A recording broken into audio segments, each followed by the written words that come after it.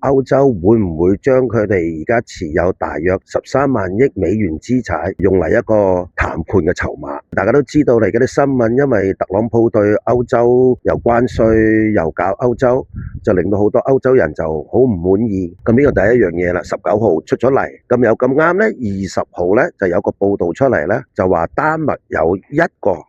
個養老基金呢，將佢入邊揸住1億美金嘅債券就賣晒啦，跟住咧就美國嘅財政部部長 Bassett 咧就即刻講嘢啦，就話呢個丹麥一個咁嘅養老基金個1億美金嘅債賣咗，根本就係太細，因為成個美債市場有30萬億嘅市場，你嗰個1億算係乜嘢啊咁？但係我又問啦，如果佢真係個億係微不足道，唔應該提都唔需要提嘅，點解連美國嘅財政部部長都要出嚟講一講嘢？好啦，呢個係20號嘅，21號咧，跟住德國嘅分析師 Deutsche Bank 咧，分析師咧就寫咗嘢俾佢啲歐洲客戶，就提醒佢哋咧，就係話歐洲可能逐漸唔係好願意揸住美金資產咯喎。咁你就明白咩意思啦？個報告佢寫咗出嚟俾嗰啲客戶之後呢， Deutsche Bank 個頭呢就即刻打電話俾美國財政部部長 Bassett 啦，就話俾佢聽，喂，呢一個只不過係一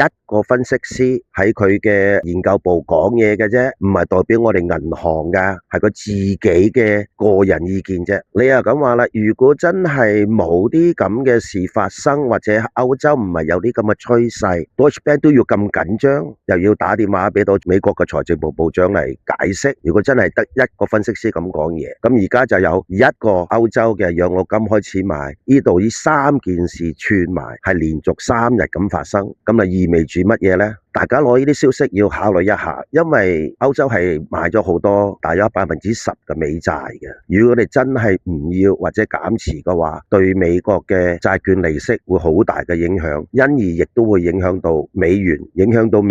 又是影響到黃金㗎啦。大家可以攞啲信息去留意一下，有咩意見大家喺討論區發表下。關注我投資理財不迷路。大家好，我係詹教授。